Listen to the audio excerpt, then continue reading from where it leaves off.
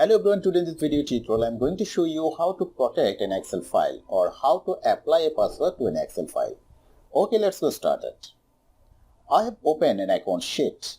Now we will protect this file with a password. To apply the password to this file, we have to go to the File tab. From File tab pop-up menu, we will select Info and it's under we will get Protect Workbook. To apply the password to this file, we will click on Encrypt with Password option. Now put your password here. I am giving the password 995. But you must remember this password, otherwise it will not be possible to open the file later. Click OK. To confirm the password, re-enter the same password here and click OK. After applying the password, Excel says a password is required to open the workbook. To see whether the file is password protected or not, I will close and open the file.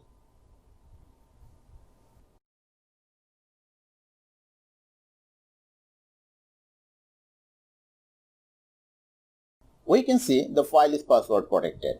Here we will enter the password of the file.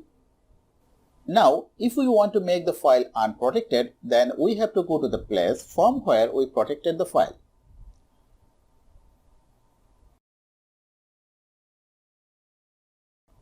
Delete the password from the password box and click OK.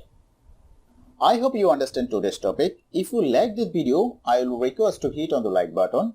Also, I will request to subscribe my channel those who are new here so that you can get a notification when any of my new video is uploaded later.